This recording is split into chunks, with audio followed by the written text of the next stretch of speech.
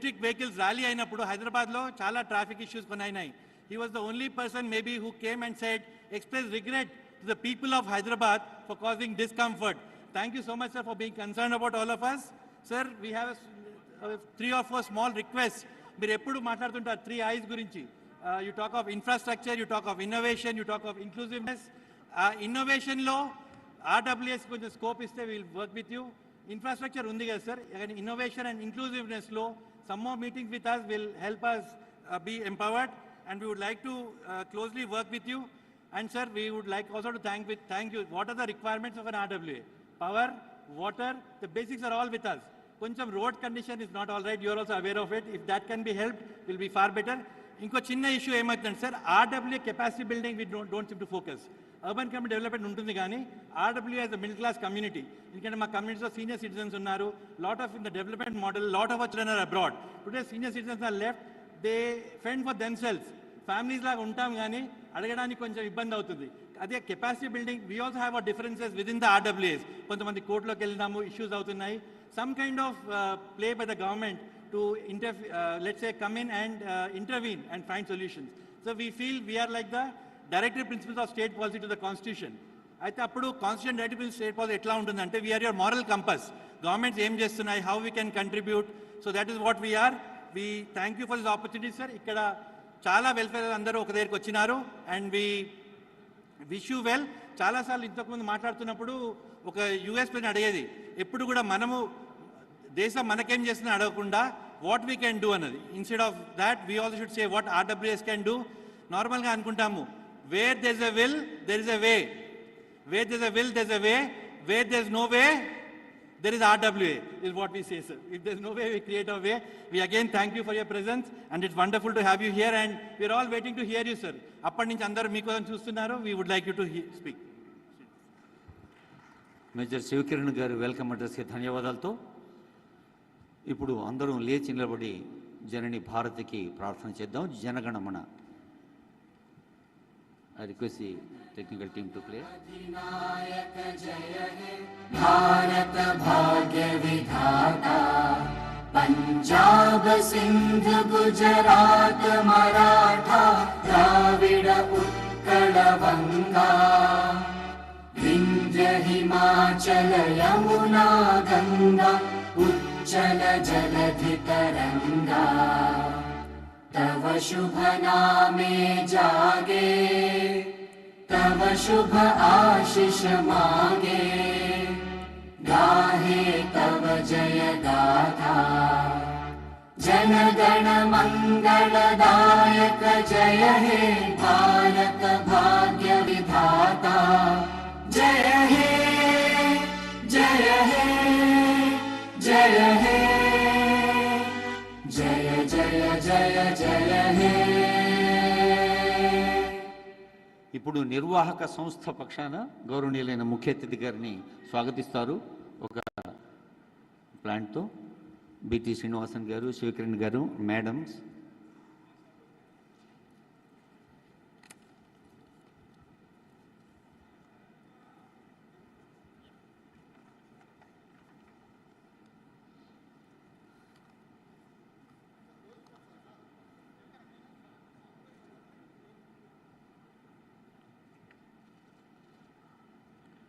మన కేటీ అన్న అబ్రివేషన్లో ఐటీ గుర్తొస్తుంది. ఐటీ అంటే కేవలం ఇన్ఫర్మేషన్ టెక్నాలజీనే కాదు, అది ఇన్నోవేటివ్, అంటే ఎప్పటికప్పుడు అవసరానికి తగిన ఆలోచనలు ఒక విజన్తో అమలు చేసే ప్రయత్నం జరుగుతోంది. మరి సంస్థ పక్షాన స్వాగతించారు మంత్రి గారిని.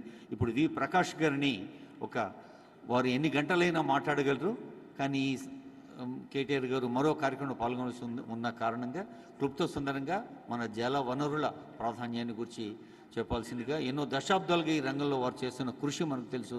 ఆచార్య జయశంకర్ గారి అలా ఎంతో మంది మేధావులతో కలిసి ముందుకు నడిచిన మిత్రులు ప్రకాష్ గారు. సభకు నమస్కారం. వేదిక మీద ఉన్న పెద్దలు, గౌరవ మంత్రివర్యులు శ్రీ కేటీఆర్ గారికి, ఈ కార్యక్రమాన్ని చాలా విజయవంతంగా నిర్వహిస్తున్న మేజర్ శివకిరణ్ అండ్ శ్రీనివాసన్ గారికి,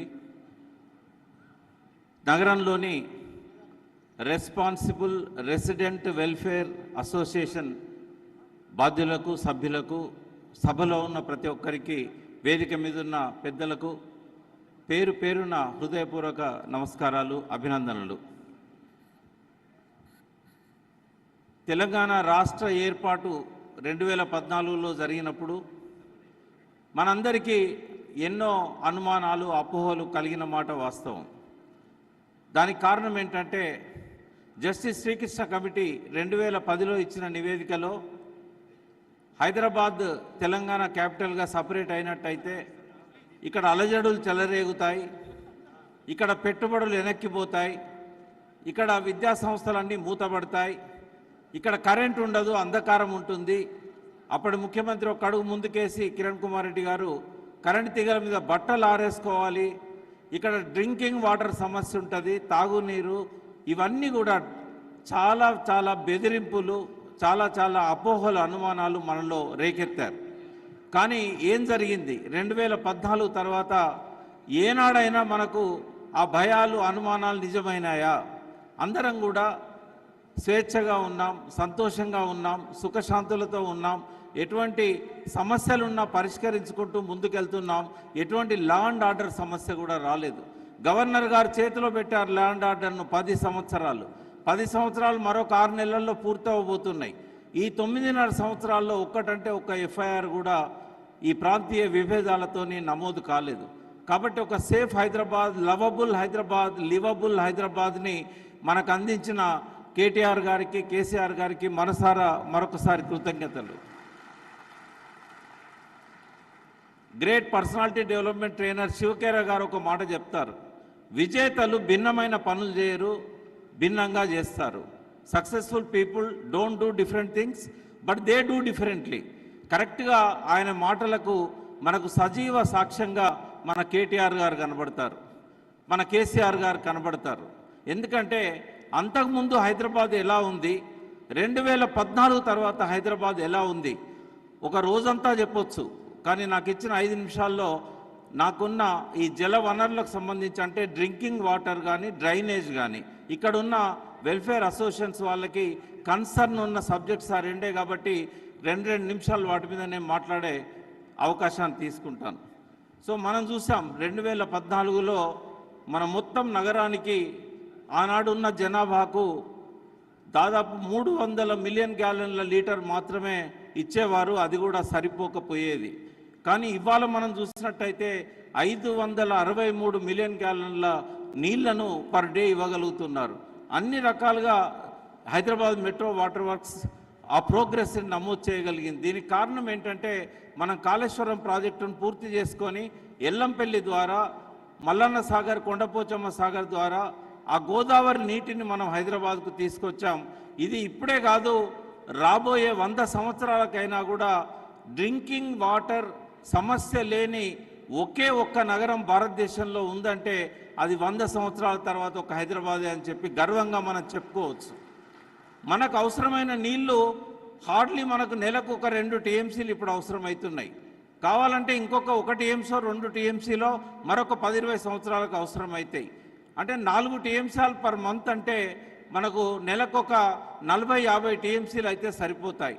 కానీ మనం ఇప్పుడు అందుబాటులో ఉన్న నీరు ముఖ్యమంత్రి గారు దూరదృష్టితోని మనకు ఆయన క్రియేట్ చేసిన జలాశయాలు ఇవాళ 147 టీఎంసీలు గోదావరి నీళ్లతోని, మరొక 100 టీఎంసీలు నాగార్జున సాగర్ డెడ్ స్టోరేజ్తోని, అంటే ఇంతకంటే ఒక 8 రెట్లు జనాభా పెరిగినా కూడా ఈ నగరంలో ఎలాంటి మంచినీటి సమస్య రాదు అని చెప్పి బల్లగుద్ది చెప్పొచ్చు. ఎవరైనా అనుమానాలు ఉండాల్సిన అవసరం లేదు. సో అటువంటి ఒక మంచినీటి వనరులను మనకు అందించారు ముఖ్యమంత్రి గారు. మీకు అందరూ తెలుసు, ఇవాళ ఔటర్ రింగ్ రోడ్ చుట్టూ కూడా రింగ్ బండ్ వేసి ఒక గ్రిడ్ క్రియేట్ చేస్తున్నారు. సుంకిశాల అని నాగార్జున సాగర్ దగ్గర నుంచి ఎప్పుడు అవసరమైతే అప్పుడు సాగర్ డెడ్ స్టోరేజ్ నుంచి కూడా తీసుకోవడానికి 2200 కోట్లతోని ఆ పనులు ప్రారంభించారు. సో ఇవాళ గోదావరి నీళ్లు తీసుకురావడంలో ఆనాటి ప్రభుత్వం గోదావరి నీళ్లు తేవాలనుకొని ఆ ప్రాజెక్టు మొదలుపెట్టినా కూడా వచ్చిన బాటిల్ నెక్స్ అనేటివి వాళ్ళు తొలగించలేకపోయారు. డిఫెన్స్ వాళ్ళతో సమస్యలు వచ్చాయి, రైల్వే వాళ్ళతో సమస్యలు వచ్చాయి. దీన్ని ఎవరో పరిష్కరించలేదు. మన ముఖ్యమంత్రి గారు కేసీఆర్ గారు స్వయంగా ఒక్కొక్క సమస్యను అడ్రస్ చేసి రైల్వే వాళ్ళతోని, డిఫెన్స్ వాళ్ళతోని అందరితో మాట్లాడి రికార్డ్ టైంలో గోదావరి నీటిని మనకు అందించారు అపర భగీరథుడైన మన ముఖ్యమంత్రి గారు. అదేవిధంగా నగరానికి నీళ్లు తేగలిగాం, కానీ మన నగరంలో నీళ్ళని ఎట్లా మనం పంపిణీ చేయాలా, ఈ విషయంలో కేటీఆర్ గారు తీసుకున్న శ్రద్ధ కానీ, వారి పట్టుదల కానీ, వారి కృషి కానీ అభినందనీయం. ఇవాళ మనం ఉన్న ఈ ప్లేస్ నుంచి ఇదే విస్పర్ వ్యాలీ, ఇదే జేఆర్సీ ఫంక్షన్ హాల్ దగ్గర నుంచి మైండ్ స్పేస్ ద్వారా ఇవాళ గచ్చిబౌలి దగ్గరికి 20 మిలియన్ గ్యాలన్ల నీరు ప్రతిరోజు సరఫరా కాగలిగిన అతిపెద్ద పైప్ లైన్ నిర్మాణం వారి దూరదృష్టితో జరిగింది.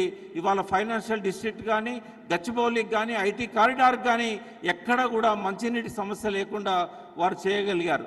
ఇవాళ కేవలం సంపన్నులకు, ధనవంతులు, ఐటీ కారిడార్లకే కాకుండా ఇవాళ స్లమ్స్లో కూడా ప్రతి ఒక్క కుటుంబానికి 20 కిలోలీటర్ల నీటిని ఉచితంగా అందిస్తున్నారు.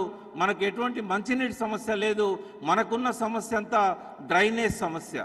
ఈ డ్రైనేజ్ సమస్య గురించి మనం చూసాం.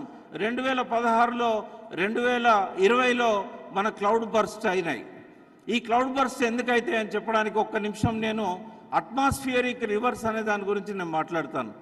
అట్మాస్ఫియరిక్ రివర్స్ అంటే మనము ఇక్కడ నుంచి కాలుష్యం ఏదైతే మనం పంపిస్తున్నామో, అంటే ఈ భూమి మీద ఒక్క హైదరాబాదే కాదు, ముంబై కానీ, ఇతర రాష్ట్రాలు కానీ, ఈ దుమ్ము కానీ, కాలుష్యం కానీ ఒక లేయర్గా ఆకాశంలో ఫామ్ అయి ఆ పొగ తర్వాత కెమికల్స్తోని లేయర్గా ఫామ్ అవుతున్నాయి. వాటి మీద వాటర్ స్టోర్ అవుతుంది. ఆ బరువుకు కిందికి తగ్గి తగ్గి తగ్గి తగ్గి భూమి వాతావరణంలోకి వచ్చినప్పుడు ఆ రివర్స్ బ్లాస్ట్ అవుతున్నాయి. ఇవాళ అమెజాన్ రివర్ కంటే కూడా ఎక్కువ నీటి పరిమాణాన్ని ఈ క్లైమేట్లో ఈ అట్మాస్ఫియరిక్ రివర్స్ కలిగి ఉంటున్నాయని చెప్పి కాలిఫోర్నియాలో ఎన్విరాన్మెంటలిస్టులు ప్రకటించారు. ఇవి ఎటువంటి అంటే బాంబేలో పొల్యూషన్తో ఫామ్ అయిన ఆ క్లౌడ్ ఆ గాలితోని హైదరాబాద్కి వచ్చి ఇక్కడ బరస్ట్ అవుతుంది. ఎక్కడో చైనాలో క్లౌడ్ స్టార్ట్ అయితే అది కాలిఫోర్నియాలో బరస్ట్ అవుతున్నది. సో ఇదంతా తగ్గాలంటే మనం గ్లోబల్ వార్మింగ్ గురించి సీరియస్గా తీసుకోవాలి. మన ప్రభుత్వం అందుకే ఇవాళ లంగ్ స్పేస్ క్రియేట్ చేయడమే కాకుండా ఫారెస్ట్ కవర్ని 17% నుంచి 24% తీసుకెళ్ళింది. 100కు పైన ఫారెస్ట్ పార్కులను మనకు సమీప దూరంలో క్రియేట్ చేసింది. ఇక ఫ్లడ్స్ వచ్చినప్పుడు మనము నివారించాలంటే దానికి ఒక అద్భుతమైన కార్యక్రమాన్ని కేటీఆర్ గారు ప్రారంభించారు. స్ట్రాటజిక్ నాలా డెవలప్మెంట్ ప్రోగ్రామ్, SNDP అని చెప్పి. ఈ ప్రోగ్రాం ఎందుకు అవసరమైందంటే హైదరాబాద్ చుట్టూ గతంలో 800కు పైన చెరువులు ఉండేది. కేవలం GHMC పరిధిలోనే 400 వరకు చెరువులు ఉండేది. ఈ చెరువులన్నీ తగ్గి తగ్గి తగ్గి ఇవాళ 285 చెరువులు అధికారికంగా మనము ధృవీకరించాం. ఈ చెరువులను కాపాడుకోవడానికి మొట్టమొదటిసారి రాష్ట్ర ప్రభుత్వం FTLను ఫిక్స్ చేసింది. ఇక్కడ సమస్య ఏంటంటే ఈ గొలుసు చెరువుల్లోని గొలుసులన్నీ ఆక్రమణకు గురైనాయి. వర్షపు నీరు పోయే స్ట్రెయిన్ వాటర్ డ్రైన్స్ కూడా అవి కబ్జాలకు గురైనాయి, లేదా నగర విస్తరణ లోపల రోడ్ల విస్తరణలో కలిసిపోయి డ్రైనేజీలుగా మారిపోయినాయి. మరి ఇటువంటి వాటిని ఎట్లా సరిచేయాలని చెప్పి ఎంతో దూరదృష్టితోని, విజ్ఞతతోని కేటీఆర్ గారు తలపెట్టిన ప్రోగ్రామే 885 కోట్లతోని ఈ స్ట్రాటజిక్ నాలా డెవలప్మెంట్ ప్రోగ్రామ్. ఇందులో ఏం చేశారు వారంటే అటు ఫాక్స్ సాగర్, ఎప్పుడు సిటీలో వరదకు కారణమయ్యేది ఫాక్స్ సాగర్ నుంచి ఇటు రాజేందర్ నగర్ దాకా, అటు రామంతపూర్ దాకా ఈ గొలుసులు అన్నిటిని కూడా రివైవ్ చేయగలిగారు. అన్ని చెరువులకు స్లూయిస్లను పునర్నిర్మించారు. అన్ని చెరువుల్లో అలుగులను మళ్ళీ సక్రమంగా పోయేటట్టు చేశారు. వారు చేపట్టిన ఈ కార్యక్రమం దిగ్విజయంగా నడుస్తున్నది. ఇప్పటికి 70-80% పూర్తయింది. మరొక 20% పూర్తి కావడానికి కొంత సమయం పడుతుంది. దాని ఫలితాన్ని కూడా మనం చూసాం. 2016లో వరదలు వచ్చినప్పుడు, 2020లో వరదలు వచ్చినప్పుడు జన నష్టం జరిగింది. అనేక ప్రాంతాలు జలమయమైనాయి. కానీ ఇప్పుడు ఎక్కడ కూడా ఒక్కరోజు కనీసం వరద నీరు నిల్వ ఉండే పరిస్థితి లేకుండా కేటీఆర్ గారు అద్భుతంగా చేయగలిగారు. సో ఇటువంటి అద్భుతమైన పనులు చేస్తున్నాం కాబట్టే ఆశీర్వదించమని ఇవాళ మేము ముందుకొచ్చి అడుగుతున్నాం. మంచి పనులు చేశాం. ఇక ముందు తలపెట్టిన మంచి పనులు పూర్తి చేయాలంటే కేటీఆర్ గారి సారథ్యంలోనే సాధ్యమవుతుంది. ఆ విషయాన్ని గమనించి మరొకసారి ఆశీర్వదించాలని, రాబోయే 5 ఏళ్ళు కూడా ఇదే ప్రభుత్వాన్ని అధికారంలో ఉంచాలని పేరు పేరున ప్రతి ఒక్కరికి శిరస్సు వంచి నమస్కరిస్తూ మీ వద్ద సెలవు తీసుకుంటున్నాను. జై తెలంగాణ.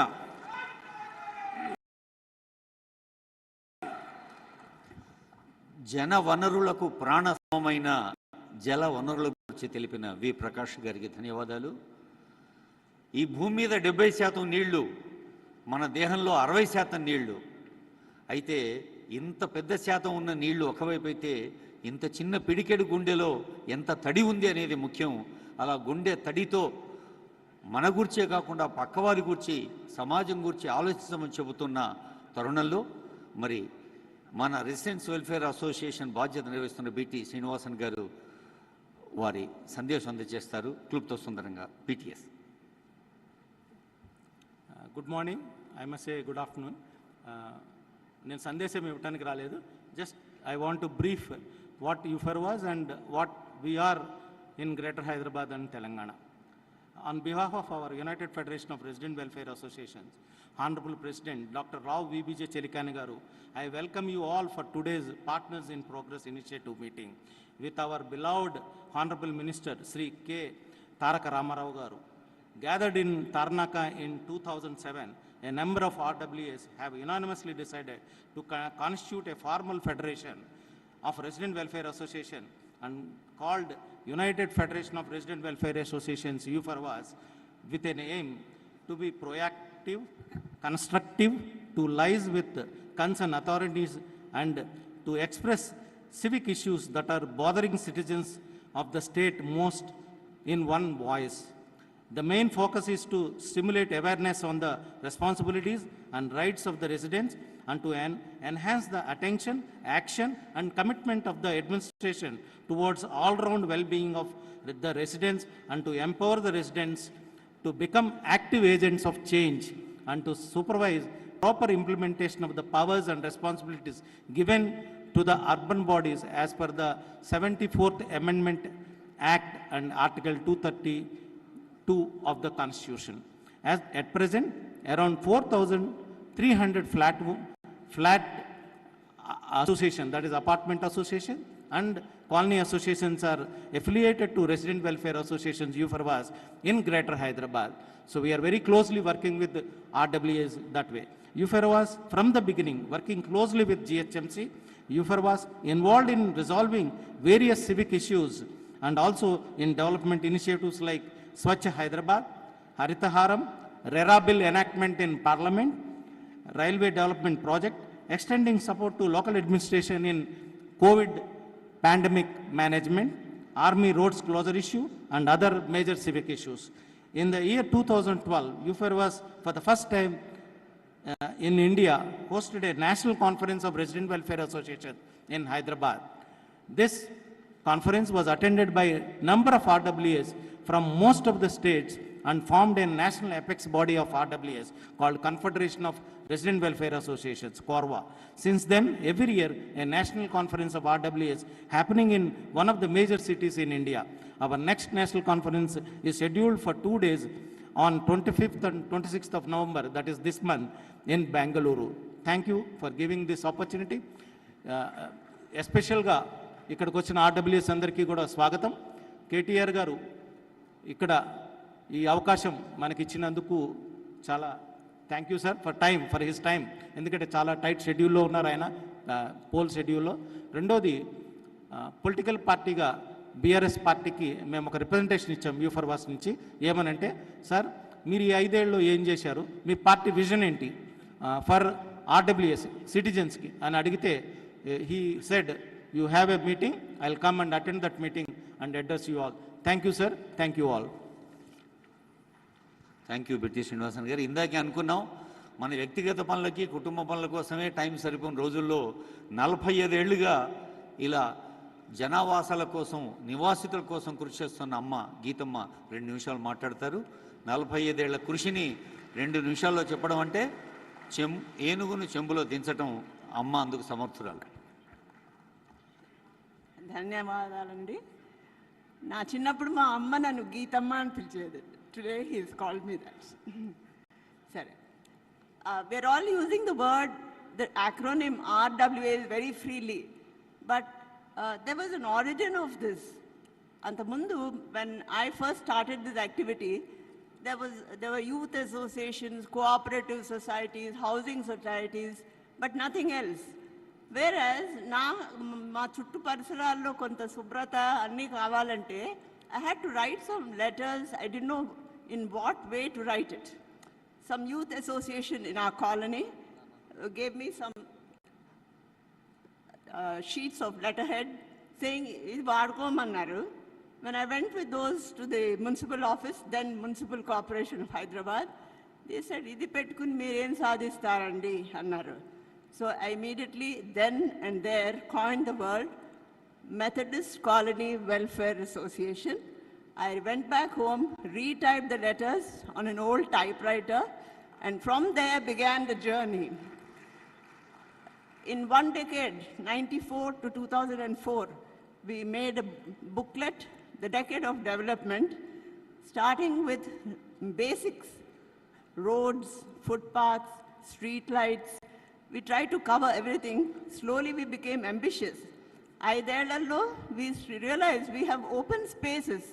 ఇవన్నీ కబ్జాదార్ చేతుల్లో పోకూడదని చెప్పి we approached again the municipal corporation and we could salvage 4 parks which are even today iconic in the city. We have a park with neem trees which are more than 100 years old, 3 of them.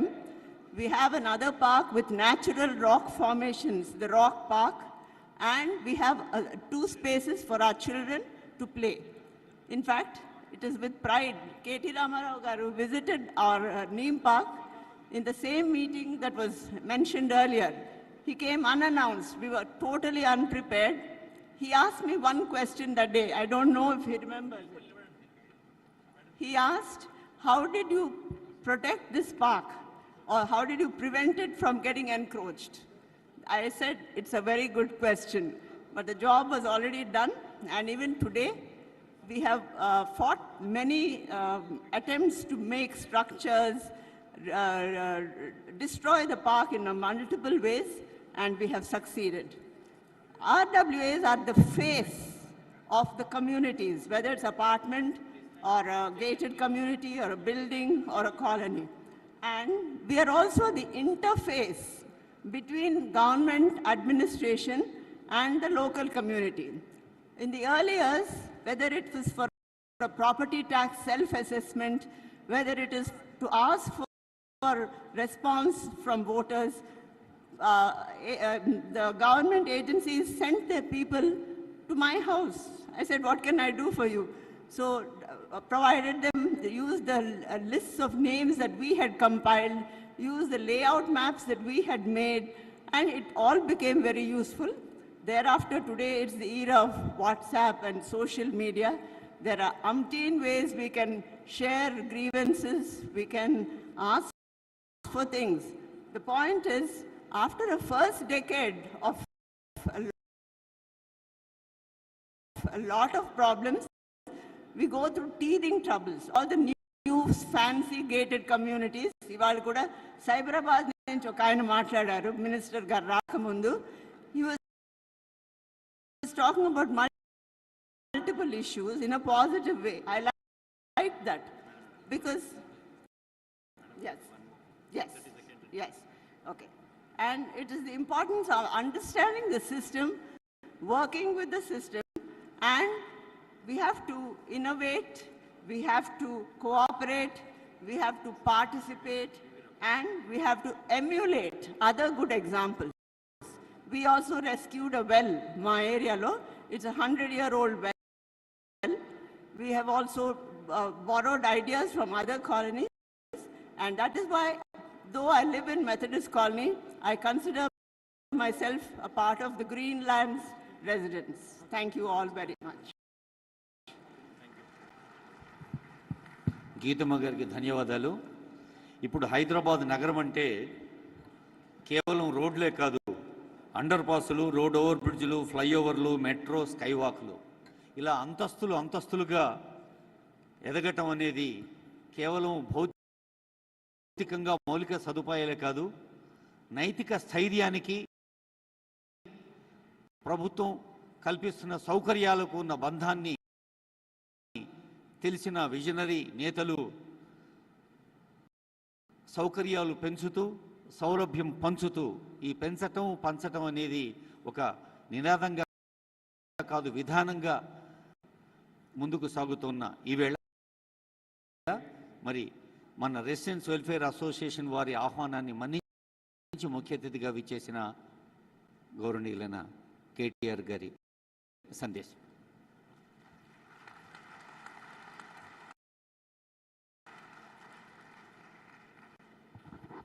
అందరికీ నమస్కారం. గౌరవనీయులు పెద్దలు, ఈ కార్యక్రమాన్ని ఏర్పాటు చేసిన మరి శివ్ కిరణ్ గారు, మేజర్ శివ్ కిరణ్, గీతా గారు, శ్రీనివాసన్ గారు, వైవి రావు గారు, మధులిక గారు, వేదిక పైన ఉన్న ప్రకాష్ గారు, క్రిషాంక్ గారు, గౌరవనీయులు దక్షిణామూర్తి గారు, కార్యక్రమంలో పాల్పంచుకుంటున్న హైదరాబాద్ నగరానికి సంబంధించిన అదేవిధంగా చుట్టుపక్కల ఉన్న కొన్ని HMDA పరిధిలోని ఇతర మున్సిపాలిటీల్లో కూడా ఉన్న రెసిడెంట్ వెల్ఫేర్ అసోసియేషన్స్ నుంచి విచ్చేసిన మిత్రులందరికీ, రెసిడెంట్ వెల్ఫేర్ అసోసియేషన్స్ యొక్క ఆఫీస్ బేరర్స్ అందరికీ హృదయపూర్వకంగా నమస్కారం. పాత్రికేయ మిత్రులకు కూడా హృదయపూర్వకంగా నమస్కారం. మరి ఇప్పటిదాకా ఏ విషయాల్లో ఇప్పటిదాకా ప్రసంగించిన వక్తలు మాట్లాడారు అంటే, నాకు ఒక నోటు కూడా శ్రీనివాసన్ గారు ఇచ్చారు, శృతి గారు ఇచ్చారు. ముఖ్యంగా చెరువులు, వాటి సంరక్షణ, చెరువుల్ని ఎంక్రోచ్మెంట్ కాకుండా అందులోకి సివరేజ్ రాకుండా కొన్ని చేశారు, ఇంకా చేయండి అనేది ఒకటి చెప్పారు. తర్వాత రెసిడెంట్ వెల్ఫేర్ అసోసియేషన్లకి ఒక 2010 చట్టం ప్రకారం ఒక చట్టబద్ధత ఉంది. దాన్ని రిజిస్ట్రేషన్లో కొన్ని ఇన్కన్సిస్టెన్సీస్ ఉన్నాయి, దాన్ని కన్సిస్టెంట్గా ఉండేటట్టు చేయండి అని చెప్పారు. అదేవిధంగా ప్రాపర్టీ ట్యాక్స్ విషయంలో కూడా కొన్ని అనామలీస్ ఉన్నాయి, వాటిని కూడా కరెక్ట్ చేయండి అంటూ చెప్తున్నారు. తర్వాత ట్రాఫిక్ ఇష్యూస్ కూడా, అంటే స్టాగర్డ్ ట్రాఫిక్ మేనేజ్మెంట్ చేస్తే బాగుంటుంది. ట్రాఫిక్ ఇష్యూస్ కూడా ఒకటేసారి పీక్ టైమ్స్లో, ముఖ్యంగా శేర్లింగంపల్లి ఇంకా ఇతరత్ర ఏరియాస్లో విస్తృతమైన ట్రాఫిక్ ఇష్యూస్ ఉన్నాయి, దాన్ని కూడా స్టాగర్ చేయండి అని చెప్పారు. దాంతోపాటు కన్స్ట్రక్షన్ అండ్ డెమోలిషన్ వేస్ట్, భవన నిర్మాణ శిథిలాలు, వ్యర్థాలు రోడ్ల మీద ఉన్నాయి, వాటిని కూడా తొలగించాలి, ఒక డ్రైవ్ చేయాలి. పార్కులు, ముఖ్యంగా నైబర్హుడ్ పార్క్స్, వాటి మెయింటెనెన్స్, వాటికి సంబంధించి రోడ్స్ మీద పార్కింగు, తర్వాత కొన్ని లింక్ రోడ్లు చేశారు. కాకపోతే ఇది నాకు తెలిసి శ్రీనివాసన్ గారు రాసింటారు, లేదంటే మేజర్ శివకిరణ్ రాసింటారు. హైదరాబాద్ వైపు, పశ్చిమ హైదరాబాద్లో చాలా చేశారు, కానీ సికింద్రాబాద్ వైపు కూడా చేయాలి అని చెప్పి నార్త్ ఈస్టర్న్ సికింద్రాబాద్ అని ప్రత్యేకంగా రాశారు. అందుకే మీరే, I'm sure it must be you. తర్వాత పబ్లిక్ ట్రాన్స్పోర్టేషన్ పెంచాలి, మెట్రో ఇంకా బస్సెస్ కూడా పెంచాలి ఓవరాల్ సిటీలో అనేది. నాయిస్ పొల్యూషన్ అరెస్ట్ చేయడానికి తీసుకోవాల్సిన చర్యలు, సివరేజ్ మరియు drainage infrastructure, flood management, stray animals problem ఏదైతే ఉందో, వీధి కుక్కలు స్వైర విహారం చేస్తున్నాయి, దాన్ని అరికట్టాలి.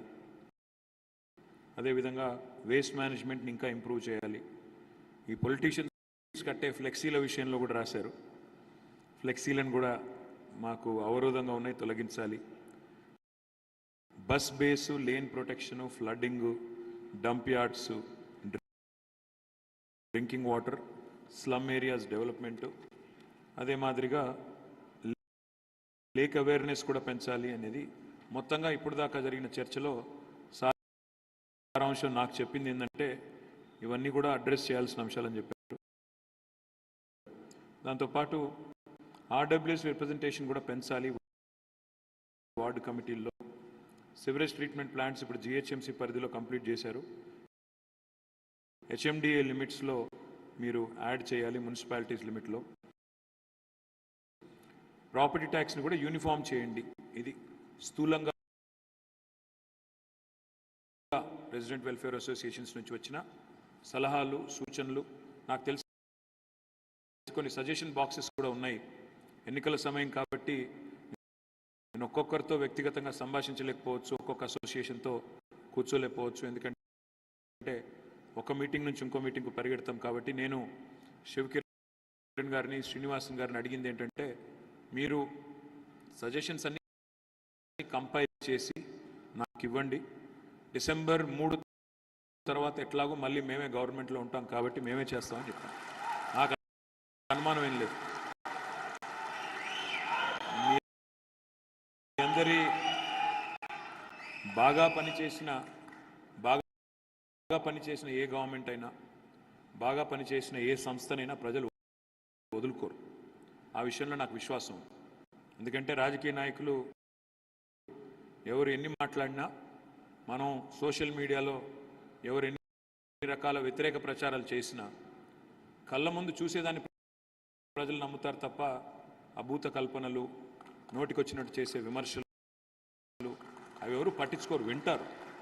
ఇప్పుడు వినడం తప్పు కాదు, చూడడం అంతకంటే తప్పు కాదు, కానీ విచక్షణ కోల్పోకూడదు. విచక్షణ కోల్పోకుండా జాగ్రత్తగా నిర్ణయాలు తీసుకోవాలి. ఓవరాల్గా నేను ఒక 5 నిమిషాలు 10 నిమిషాల్లో తెలంగాణలో 9.5 సంవత్సరాలు ఏం జరిగింది అనేది చెప్పి భవిష్యత్తులో ఏం చేయబోతున్నామో కూడా చెప్పే ప్రయత్నం కొంత చేస్తాను. ఒకసారి మీరు కనుక చూసినట్టయితే 2014లో తెలంగాణ రాష్ట్రం ఏర్పడ్డప్పుడు ఆనాడు హైదరాబాద్ విషయంలో, అదేవిధంగా ఈ మహానగరం మన రాజధాని విషయంలో ఎన్నో అనుమానాలు ఉండేది. కానీ వాళ్ళ అన్ని అనుమానాలు పటాపంచలైనాయి. బ్రహ్మాండంగా ఇవాళ అన్ని విషయాల్లో, ముఖ్యంగా మౌలిక వసతుల్లో, మౌలిక సదుపాయాల విషయంలో ఈ ప్రభుత్వం గణనీయమైన పురోగతి సాధించింది. నేనేమి భూతల స్వర్గం అయిపోయింది హైదరాబాదు, ఇంకేమీ పని చేయడానికి లేదు, లేదా మేమేదో అఖండమైన ఈ పని చేసాం, ఇంకేమీ లేదు, ఇంకా మిగిలిందని నేను చెప్పట్లేదు. సిన్సియర్గా, నిబద్ధతతో, చిత్తశుద్ధితో మా శాయశక్తుల శక్తి మేరకు మా ప్రయత్నాన్ని బలంగా చేశాం. 9.5 ఏళ్ళు అయింది ఇప్పుడు కరెక్ట్గా. అందులో మనం గుర్తుపెట్టుకోవాల్సిన అంశాలు 2-3 ఉన్నాయి. ఈ 9.5 ఏళ్లలో కూడా మధ్యలో 2 సంవత్సరాలు కరోనా వల్లనే మనం నిజానికి పూర్తి స్థాయిలో 100% పనిచేసే పరిస్థితి లేదు అన్నాడు. ఎందుకంటే ఆ రోజుల్లో సరే మిగతా రాష్ట్రాల్లో, మిగతా నగరాల్లో ఏం చేశారో నాకు తెలియదు, కానీ నాకు తెలిసిన ఒకే ఒక్క నగరం హైదరాబాద్. లాక్డౌన్ సమయాన్ని కూడా సద్వినియోగం చేసుకొని రోడ్లు వేసుకొని కొత్త రోడ్లు నిర్మించిన ఒకే ఒక్క నగరం హైదరాబాద్ భారతదేశం. అలా కష్టపడ్డాం. ఆ రోజు లేబర్ క్యాంపులకు కూడా పోయాము. క్యాంపులకు పోయి వాళ్ళని కన్విన్స్ చేసాం, మీకేం కాదు, మేము ఉన్నాము, మీకు ఎక్స్ట్రా పేమెంట్ కూడా ఇస్తాము, మీకు ఏమైనా ఆరోగ్య సమస్య వస్తే మేము దగ్గరుండి చూసుకుంటాము అని చెప్పి కోవిడ్ సమయంలో నేను కూడా స్వయంగా చాలా కన్స్ట్రక్షన్ లేబర్ ఉంటే వాళ్ళ క్యాంపులకు కూడా వెళ్ళి వాళ్ళని బతిమలాడి కాంట్రాక్టుల దగ్గర పనిచేసే వర్కర్లకు కూడా చెప్పి, ఎందుకంటే నగరం ఇంత ఫ్రీగా మనకు దొరకదు, మళ్ళీ దొరకదు. ఎందుకంటే రోజుకు 6 గంటల కంటే ఎక్కువ పని చేయలేం మహానగరంలో. ట్రాఫిక్ ఎప్పుడు ఆపుతాం, ఎక్కడ ఆపుతాం అంటే మనం రాత్రి దాదాపు 12 నుంచి ఉదయం 6 గంటల వరకే పని చేయగలుగుతాం తప్ప మిగతా టైంలో చేయలేం. అందుకే నేను అందరినీ ఒప్పించాను అప్పుడు దగ్గరికి వెళ్ళి, దయచేసి మీరు మాకు సహకరించండి, ఎందుకంటే ఈ టైం తప్ప మాకు మళ్ళీ 24 గంటలు పనిచేసే టైం మళ్ళీ దొరకదు అంటే పాపం వాళ్ళు కూడా దయతో ఒప్పుకున్నారు. వాళ్ళకు కూడా నేను ధన్యవాదాలు తెలియజేస్తాను. అయితే 2 సంవత్సరాలు కరోనా వల్ల పోయింది, మాకు 9.5 సంవత్సరాల కాలం దొరికితే 2 సంవత్సరాలు కరోనా వల్ల పోయింది. ఇక మరో సంవత్సరం ఎలక్షన్లు కొట్లాడడంలోనే పోయింది. ఆటోమేటిక్గా మొదటి 6 నెలలు సర్దుకోవడం, ఆ తర్వాత 2 ఎలక్షన్లు. కాబట్టి నికరంగా మేము పనిచేసింది నెట్ తీసుకుంటే 6.5 సంవత్సరాలు మాత్రమే. మిగతా 2 ఏళ్ళు కోవిడ్,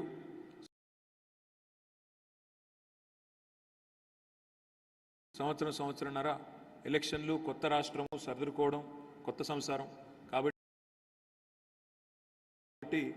ఒక 6 నెలలు దానికి. వెరసి మేము పనిచేసింది నికరంగా 6-6.5 సంవత్సరాలు మాత్రమే. మరి 6-6.5 ఏళ్లలో మేము చేసిన పని మీ కళ్ళ ముందు ఉంది. అంతకంటే ముందు 65 ఏళ్ల పని కూడా మీ కళ్ళ ముందే ఉంది. భారతదేశానికి స్వాతంత్రం వచ్చిన తర్వాత 65 ఏళ్ళు మేమైతే లేము. ఆనాడు ప్రభుత్వంలో మేము లేము. మాకంటే ముందున్న వాళ్ళు వేరే వాళ్ళు ఉన్నారు. ఇవాళ ఈ 6.5 ఏళ్లలో ఏం జరిగింది అంటే హైదరాబాద్లో మీరు గమనిస్తే, ఒకటి అన్నింటికన్నా ముఖ్యమైనది, అన్నింటికన్నా గణనీయమైన విజయం ఏంటి అంటే హైదరాబాద్లోని విద్యుత్ సరఫరాని బ్రహ్మాండంగా కేసీఆర్ గారి నాయకత్వంలో ఇవాళ దేశమే గర్వపడే విధంగా మనం హైదరాబాద్లో వ్యవసాయ రంగంలో రాష్ట్రం అంతటా కూడా ఇవాళ సమృద్ధిగా విద్యుత్ ఉత్పత్తి చేసి గతంలో ఉన్న కష్టాలు ఏవి లేకుండా చేసుకోగలిగాం. ఆనాడు హైదరాబాద్లో ఏ అపార్ట్మెంట్కి పోయినా, ఏ ఇంటికి పోయినా ఇన్వర్టర్లు, జనరేటర్లు స్వాగతం పలికేది. ఇవాళ ఇన్వర్టర్ల కంపెనీలకి, జనరేటర్ల కంపెనీలకి తెలంగాణలో పెద్దగా బిజినెస్ లేదు. చాలా ఆల్మోస్ట్ తగ్గిపోయింది, ఆల్మోస్ట్ లేదని చెప్పవచ్చు. ఆ స్థాయికి గణనీయంగా పవర్ సప్లై మాత్రం పెంచుకున్నాం. అదేవిధంగా మంచినీళ్ళు ఇవన్నీ నేను చెప్తే చిన్న చిన్న అంశాలు అనిపిస్తాయి. ఇప్పుడు ఆశ్చర్యం ఏంటంటే మనిషికి మతిమరుపు అనేది ఒక రకంగా వరం, ఒక రకంగా శాపం. వరం ఎట్లా అంటారా, చాలా సందర్భాల్లో ఏదైనా బాధాకరమైన సంఘటనలు మనకు ఎదురైనప్పుడు అందులోంచి బయటపడాలి అంటే మతిమరుపు అవసరం. మర్చిపోకపోతే ముందుకు పోలేము. కానీ మాకు శాపం ఎందుకంటే 10 ఏళ్ల తర్వాత ఇవన్నీ అనుభవంలోకి వచ్చిన తర్వాత ఏముందిలే, కరెంటు కొత్తగా ఇచ్చేదేముంది, ఎప్పుడు అట్లా ఉంది కదా, మర్చిపోతాం. నేను ఈ ట్విట్టర్లో, సోషల్ మీడియాలో కొద్దిగా ఎక్కువ యాక్టివ్గా ఉంటాను. అందులో నాకు మెసేజ్లు వస్తుంటాయి. 10 నిమిషాలు 15 నిమిషాలు కరెంటు పోగానే నాకు ఆవేశంగా మెసేజ్లు పెడుతుంటారు. ఏమని, ఇదేనా నువ్వు చెప్పిన బంగారు తెలంగాణ, ఇదేనా నువ్వు చెప్పిన 24 గంటల కరెంటు పోయి 15 నిమిషాలు ఏం చేస్తున్నారా మీరు? నాకేమనిపిస్తుంది అంటే 10 ఏళ్ల కిందట రోజుకి 10 గంటలు కరెంటు పోయినా అడిగిన లేడు, అడిగినా పట్టించుకున్న నాదుడు లేడు. ఇవాళ 10-15 నిమిషాలు కరెంటు పోతేనే మీరు నా మీద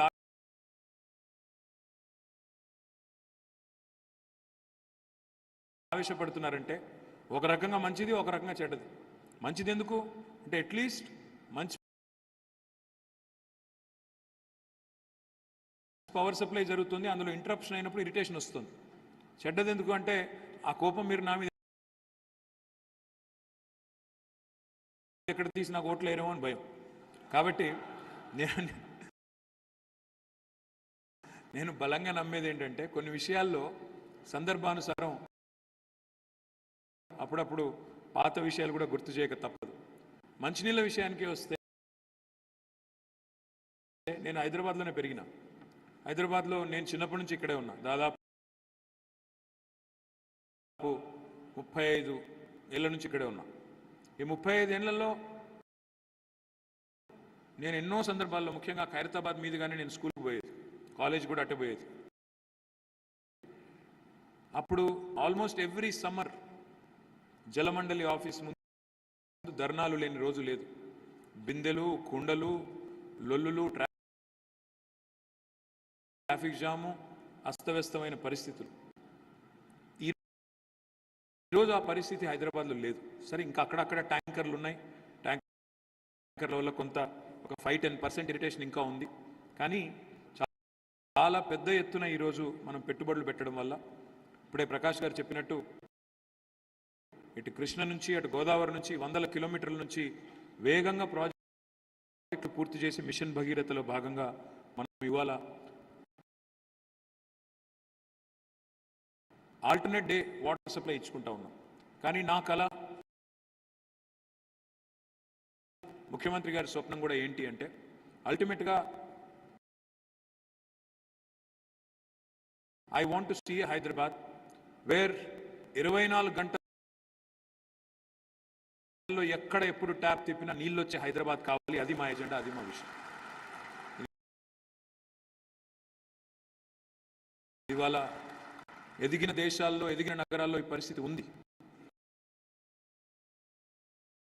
మన దగ్గర కూడా అది రావాలి. విశ్వనగరం కావాలి అంటే ఊరికే మాటలతో, ఊకదంపుడు ఉపన్యాసాలతో కాదు. ఇట్లాంటి చిన్న చిన్న విషయాలు కూడా పట్టించుకోవాలి, పెట్టుబడులు తేవాలి, మౌలిక వసతుల మీద కూడా డబ్బులు పెట్టాలి. ఇవన్నీ జరిగితేనే మనం ముందుకు పోతాం. మెట్రో రైలు పూర్తి చేసుకున్నాం ఒక 70 కిలోమీటర్లు. కానీ మా కళ మెట్రో రైలు ఇంతవరకు ఆగకూడదు. 70 కిలోమీటర్ల మెట్రో రాబోయే 7 నుంచి 10 ఏళ్లలో 415 కిలోమీటర్లకు విస్తరించాలన్నది మా ఎజెండా. మొత్తం హైదరాబాద్ మహానగరంలో పబ్లిక్ ట్రాన్స్పోర్ట్ని, ముఖ్యంగా నాన్ పొల్యూటింగ్ పబ్లిక్ ట్రాన్స్పోర్ట్ అంటే కాలుష్య రహిత ప్రజా రవాణా అనేది ఒక ప్రాధాన్యత క్రమంలో ఉండాలి అని టార్గెట్గా పెట్టుకున్నాం. అదేవిధంగా పారిశుద్ధ్యం కొంత మెరుగుపడింది. 2014లో ప్రతిరోజు 3500 మెట్రిక్ టన్నుల చెత్తను మేము సేకరించేది. మరి మొన్నటికి అంటే ఒక నెల కిందటికి దాదాపు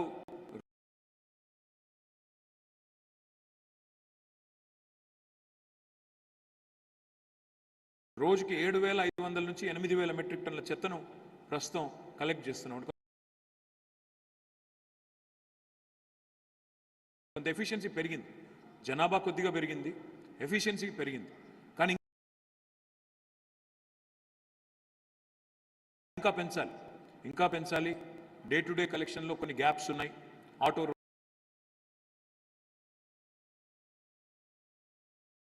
రోజు రాకపోవడం లాంటివి ఉన్నాయి. అవన్నిటినీ కూడా సరి చేయాలి. తప్పకుండా దాన్ని కూడా చేసే బాధ్యత మాది. అదేవిధంగా మోర్ ఇంపార్టెంట్ ఈజ్, ఇప్పుడు మీరు అన్నారు పార్టిసిపేటరీ గవర్నెన్స్ అంటే కేవలం కార్పొరేటర్లు, ఎమ్మెల్యేలు, ఎమ్మెల్సీలు, అధికారులు మాత్రమే కాదు, మాకు రెసిడెంట్ వెల్ఫేర్ అసోసియేషన్స్కి భాగస్వామ్యం కల్పించండి అని మీరేదైతే అడిగారో 100% వచ్చే టర్మ్లో చేసే బాధ్యత నాది. తప్పకుండా మీకు ఒక ప్రముఖమైన పాత్ర, ఒక వ్యాలిడేషన్ ఇప్పించే బాధ్యత కూడా నాది. ఎందుకంటే అల్టిమేట్గా పురపాలన, మున్సిపల్ అడ్మినిస్ట్రేషన్ అనే పదంలోనే, పురపాలనలోనే పౌరుల భాగస్వామ్యంతో కూడిన పాలన అనే అర్థం అందులోనే ఉంది, ఇమిడి ఉంది. కానీ దాన్ని గతంలో కొంత ప్రయత్నం చేసినా, మన నగరం పేరుతో కొంత టౌన్ హాల్స్ పెట్టి మీ ఫీడ్బ్యాక్ తీసుకునే ప్రయత్నం కొంత చేసినా అనుకున్నంత చేయలేకపోయాము. వచ్చే టర్మ్లో తప్పకుండా ఆ ప్రయత్నం కూడా బలంగా చేస్తాం. దాంతోపాటు సంస్కరణలు, రిఫార్మ్స్, అడ్మినిస్ట్రేటివ్ రిఫార్మ్స్. ఈ ప్రభుత్వం వచ్చిన తర్వాత ఈరోజు టీఎస్ బీ పాస్ లాంటి చట్టం తెచ్చాం. మీకు 21 రోజుల్లో ఏ బిల్డింగ్ అయినా పర్మిషన్ ఇవ్వాలి, లేదంటే ఆటోమేటిక్ అప్రూవల్ అనే ఒక సిస్టమ్, తద్వారా అవినీతి తగ్గించాలి, లంచగొండితనం తగ్గించాలనే ఒక బలమైన ప్రయత్నం చేశాం, ట్రాన్స్పరెన్సీ తెచ్చే ప్రయత్నం చేశాం. కొంతమేర సఫలమయ్యాం. ఇంకా అందులో కూడా చిన్న చిన్న చిక్కులుంటే వాటిని కూడా తప్పకుండా సరిదిద్దుతాం. హైదరాబాద్ మీకు చాలా మంది తెలియకపోవచ్చు, ఇది 100% సివరేజ్ ట్రీట్మెంట్ కెపాసిటీ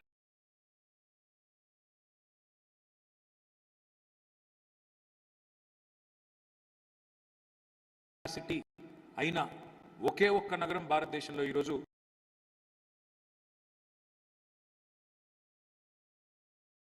మన హైదరాబాద్ మాత్రమే. 100% సివరేజ్ ట్రీట్మెంట్ మొన్ననే అక్టోబర్ మాసానికి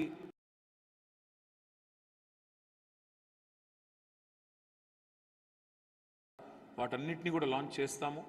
100% సివరేజ్ ట్రీట్మెంట్ అంటే మన నగరంలో రోజు ఉత్పత్తి అయ్యేది 2000 MLDల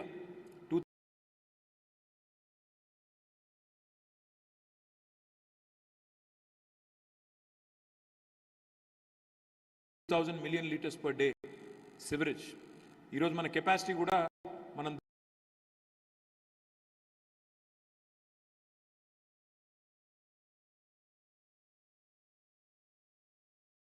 దాదాపు 100% సివరేజ్ ట్రీట్మెంట్ కెపాసిటీ పెంచుకున్నాము. అన్ని ప్లాంట్స్ కూడా దాదాపుగా పూర్తయినాయి. డిసెంబర్ మాసంలో మిగతా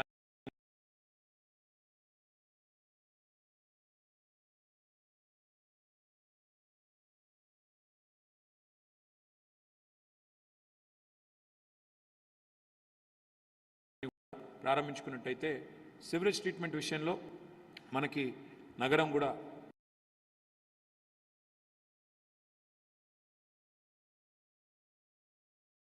మెరుగయ్యే పరిస్థితి ఉంటుంది. అదేవిధంగా మీకు తెలుసు, ఎఫెక్టివ్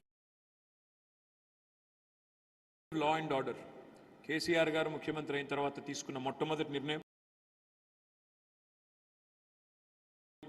హైదరాబాద్లో శాంతి భద్రతల పరిరక్షణకి. ఎందుకంటే ఈ నగరంలో ఎలాంటి పంచాయతీ లేకుండా, హిందూ ముస్లిం పంచాయతీ కానీ, ఆంధ్ర తెలంగాణ పంచాయతీ కానీ, ఇంకో పంచాయతీ కానీ ఎక్కడా లేకుండా చాలా పటిష్టమైన శాంతి భద్రతలు